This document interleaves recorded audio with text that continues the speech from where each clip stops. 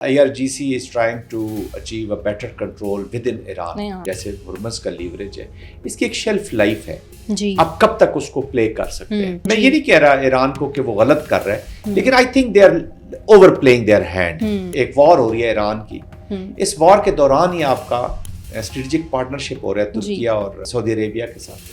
پاکستان نے آپشنز ایران کے لیے بھی سامنے رکھ دی ہیں اور باقی لوگوں کے لیے بھی سامنے. پاکستان جو ہے وہ پلیئر بن کے اب رہنا چاہتا ہے. پاکستان اب گیلریز میں بیٹھ کے اور وہ کمنٹری نہیں کرنا چاہتا کہ supreme court of Bangladesh نے ایک ڈیسیژن لیا ہے حسینہ واجد کے بارے میں. That has to be implemented. India اور نو انڈیا، بگ پاور اور نو بگ پاور. جنرل صاحب، سب سے پہلے تو ایران اور امریکہ کی صورتحال جو کہ ہم دیکھ رہے ہیں کہ ہر گزرتے دن کے ساتھ تبدیل ہو رہی ہے، بلکہ اس کی ٹینشنز میں اس قدر اضافہ ہو رہا ہے. اب پاسداران انقلاب کی طرف سے اسٹیٹمنٹ کا آنا کہ اب اسرائیل اور امریکہ کے مکمل ہم دیکھیں گے کہ جب تک ان کو ہار سے دو چار نہیں ہو جاتے تب تک ہم پیچھے نہیں ہٹیں گے. اور پھر ٹرمپ انتظامیہ کی نیٹو سے وفاداری کا سوال نامہ. اس ساری سچویشن کو آپ کیسے ریڈ کر رہے ہیں؟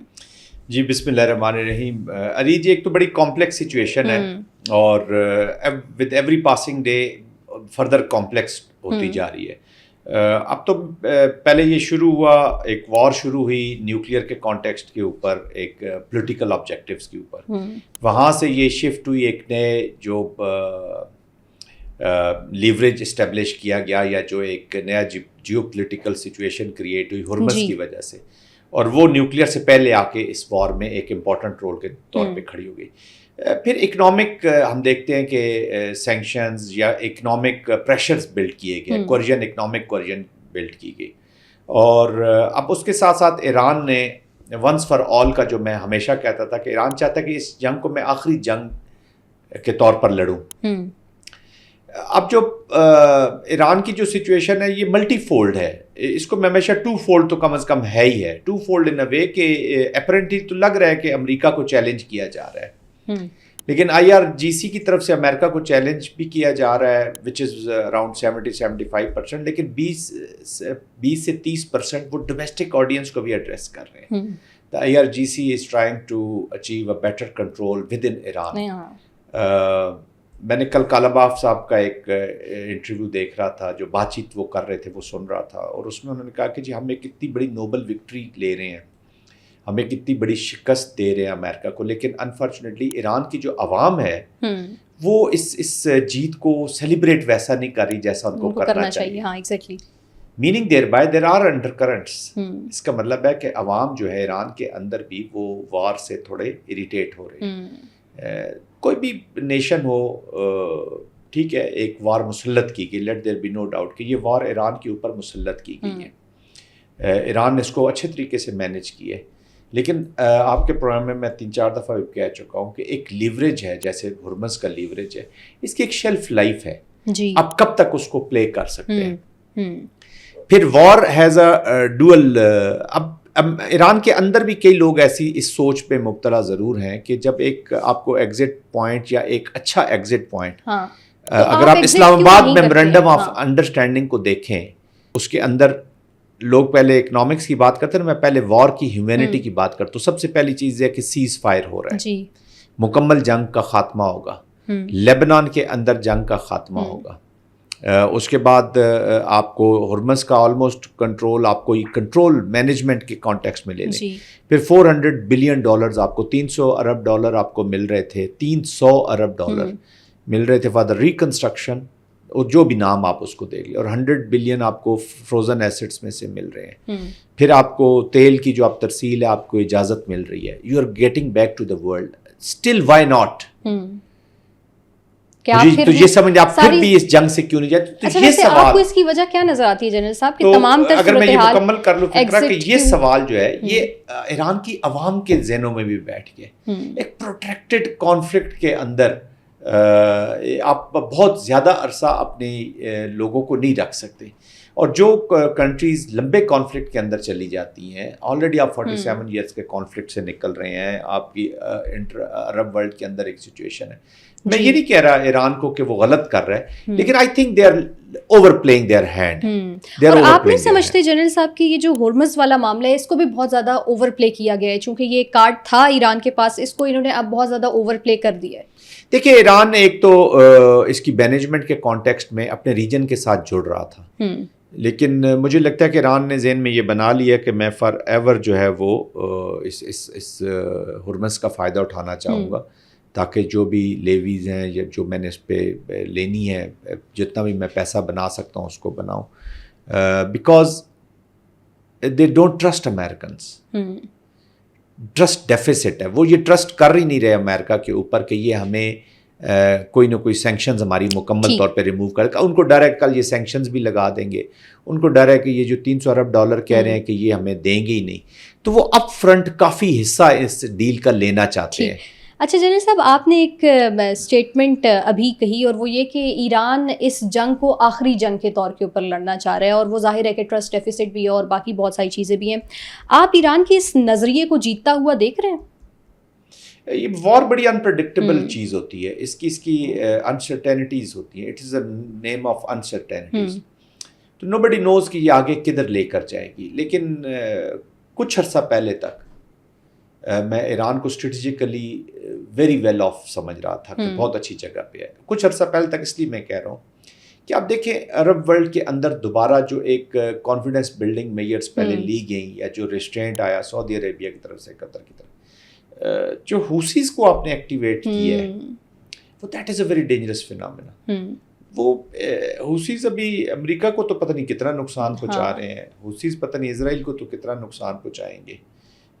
حوثیز یمن کو ڈیسٹیبلائز اور سعودی عربیہ کو چیلنج کر رہے ہیں, which is not acceptable. اور یہ پھر ظاہر ہے کہ خطے کے لیے بہت زیادہ ڈینجرس. پاکستان اسٹریٹجک پارٹنر ہے, ہمارے کنسرنز ہیں, سیریس کنسرنز ہیں. وہ پاکستان جو ایران کے لیے nobody could think in Pakistan, let's confess this, کہ Pakistan will go that far as Iran is concerned. اس طرح تو کوئی بھی نہیں سوچ سکتا. And credit goes to Pakistan military political leadership کہ they have taken risk کہہ لیں, ٹھیک ہے. But one thing is certain کہ Pakistan is moving forward with confidence. کیوں؟ کہ clarity of purpose ہے, sincerity ہے, transparency. اور انتہائی مشکل جنرل صاحب, انتہائی مشکل صورتحال کے اندر ظاہر ہے کہ جب ہم دیکھتے ہیں کہ ود ان ایران 2 گروپس ہیں, جدھر سے پولیٹیکل لیڈرشپ کی اور اسٹیٹمنٹس آ رہی ہوتی ہیں, اور پھر پاسداران انقلاب کی طرف سے دوسری اسٹیٹمنٹ آ رہی ہوتی ہے, ہم دیکھتے ہیں کہ پھر اس کو اس طرح سے انکریج بھی نہیں کیا جاتا. آپ سمجھتے ہیں کہ پاکستان کے لیے بھی کہیں نہ کہیں اب مشکل ہو رہا ہے بہت زیادہ کہ ود ان ایران 2 گروپس کے ساتھ کس طرح سے ڈیل کیا جائے؟ انیس, میری لوگوں سے بات چیت ہوئی ہے, یہ جو 14 اگست کے فنکشنز ہوئے, لیڈرشپ سے بھی بات چیت ہوئی, ملٹری لیڈرشپ سے بھی بات ہوئی, کافی سیر حاصل گفتگو ہوئی بہت ساری چیزوں کے اوپر. They are very clear and very confident الحمد للہ. وہ that's why Pakistan is moving forward. دیکھیں اب کوئی اگر آپ انالیسس کریں, ایک وار ہو رہی ہے ایران کی, اس وار کے دوران ہی آپ کا اسٹریٹجک پارٹنرشپ ہو رہا ہے ترکیہ اور سعودی عربیہ کے ساتھ. تو کئی اسٹریٹجک مائنڈ یہ سوچتے ہیں کہ this is not the good time کہ آپ اس طرح کی چیز کو آگے لے کے. تو اس کی وجہ یہ ہے کہ پاکستان کی جو ملٹری لیڈرشپ ہے, یا جو پولیٹیکل لیڈرشپ ہے, ڈائریکٹلی اور انڈائریکٹلی, دے آر کانفیڈنٹ کہ whatever they are moving forward, وہ دیٹ از فار پاکستان. دیکھیے ریچ, اپنے ملک کا انٹرسٹ آپ کا دوست, ہر ایک کو عزیز بھی ہوتا ہے. آپ کا عزیز صرف ایک ہی چیز ہوتی ہے, آپ کی دوستی صرف ایک ہی چیز سے ہوتی ہے, اور وہ ہوتا ہے آپ کا national interest. Exactly. National interest میں پاکستان بڑھ رہا ہے. پاکستان نے آپشنز ایران کے لیے بھی سامنے رکھ دی ہیں, اور باقی لوگوں کے لیے بھی سامنے رکھ لی, امریکہ کے بھی سامنے. اب دیکھیں نا پاکستان کو, ایک اور آپ کو میں چھوٹی سی مثال دیتا ہوں.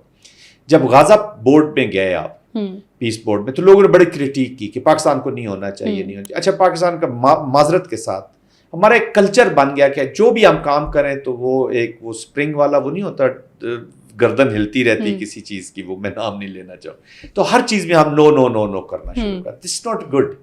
دیکھیے پاکستان آج along with 6 countries including UAE, سعودی عربیہ, سب نے زور دیا پریزیڈنٹ ٹرمپ کے اوپر کہ آپ جو پیس آف بورڈ غازہ پہ بنا ہے اس کو, جو بھی وہ چیزیں اس کی امپلیمنٹیشن کریں.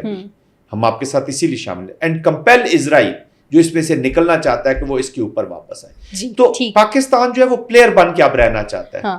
پاکستان اب گیلریز میں بیٹھ کے اور وہ کمنٹری نہیں کرنا چاہتا, یا گیلریز میں بیٹھ کے کلیپ نہیں کرنا چاہتا. Pakistan wants to be a player. And Y?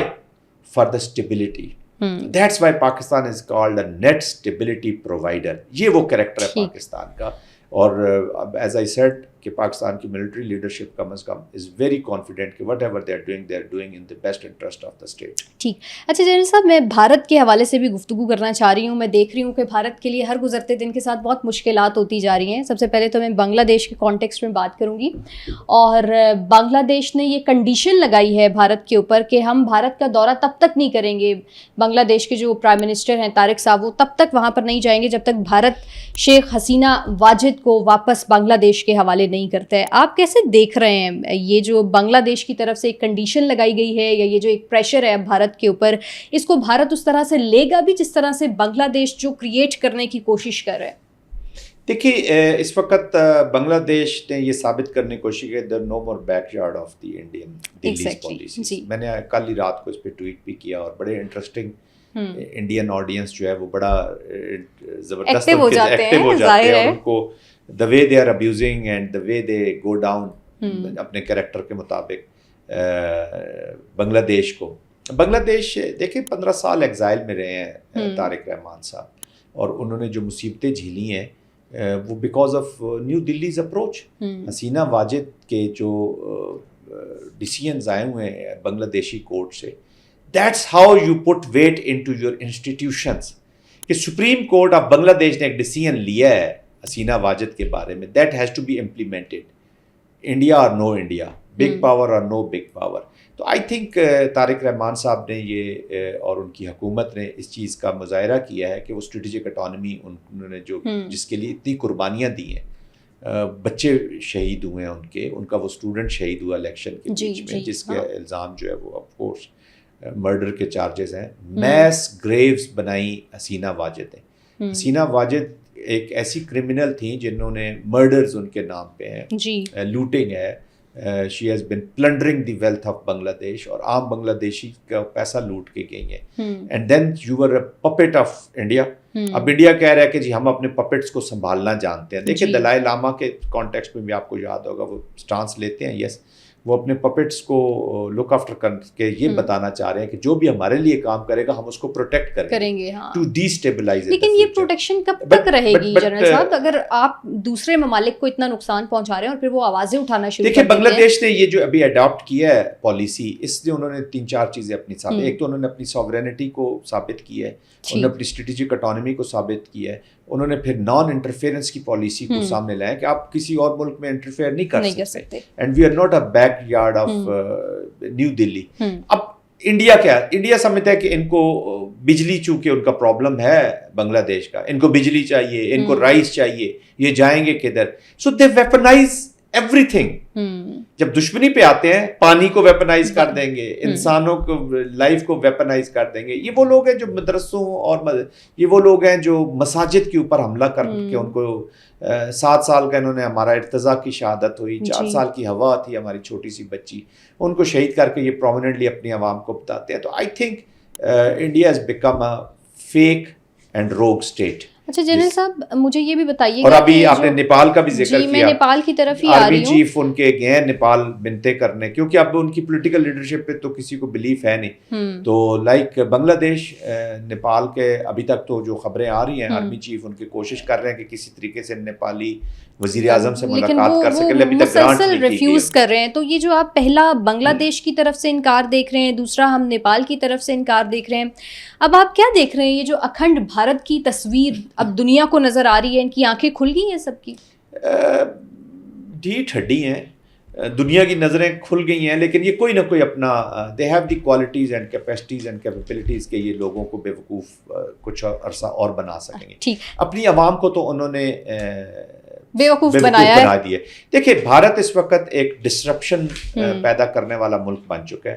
Hindutva based, hate based supra nationalist جو ہیں وہ پاگل ہو رہے ہیں. آج میں صبح ایک بڑا مذاقہ خیز ویڈیو دیکھ رہا تھا مودی صاحب کی, کہ وہ جا کے اپنے بکریوں کو اور اپنے موروں کو دانے ڈال رہے ہیں, اور وہ بس اپنے فرینڈس کو مل کے جا رہا ہوں. اور آئی مین کہ صبح کا آغاز پریڈ پہ جانے سے پہلے, اگست وہ جو اپنی آزادی پریڈ کا واٹ ایور انہوں نے جانا تھا, اس سے پہلے اپنے فرینڈز اینیمل سے مل رہے ہیں. وہ اپنی عوام کو بھی اینیمل سمجھتے ہیں, وہ ریجن کو بھی اینیمل سمجھتے ہیں.